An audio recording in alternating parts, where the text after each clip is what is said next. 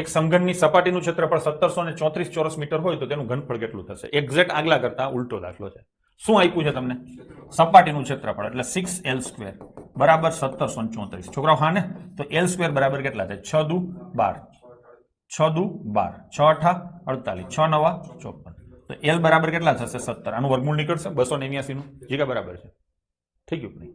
હવે આગળ લઈશું તો તેનું ઘનફળ કેટલું થશે? ઘનફળ શોધવા માટે શું કરવું પડે? l³ એટલે 17 ગુણ્યા 17 ગુણ્યા 17. હા કે નહીં? આ ગુણાકાર મને મોઢે યાદ નથી, પણ મને એટલી ખબર પડે કે 7 વાળી સંખ્યાનો ક્યુબ કરીએ ને તો છેલ્લે 3 આવે. આવે કે નહીં? તો જવાબ શું કરશું? ડી. હા ને? પણ અહીંયા તમારી યાર પેપર સેટરે ચીટિંગ કર્યું છે. જવાબ આવે છે સોરી એ નહીં, ડી આવે છે. તો શું કરાય? આવડો મોટો ગુણાકાર ન કરવો હોય તો આનો સમ ઓફ ડિજિટ કરી શકાય કે નહીં? ચલો સમ ઓફ ડિજિટ કરીએ. કેટલો થાય? 8, 8 અને 8. કેટલો થાય? 512. 512 નો સરવાળો કેટલો થાય? 8. હવાનો સરવાળો કરીએ તો સરવાળો 8 જ થાય છે. તો જવાબ આ હોવો જોઈએ. આપણે એકવાર ગણતરી કરી લઈએ. ચલો 17 ગુણ્યા 17 કેટલા થાય? 289. અને ગુણ્યા કેટલા? 17. 17 નવા 153. 15 આવે 136 અને 15 151. 17 દુ 34, 34 15 49, 49 13 આવે.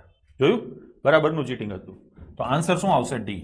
ટૂંકમાં હવે એટલી ખબર પડી કે ખોટું વેમમાં ના રહેવાય.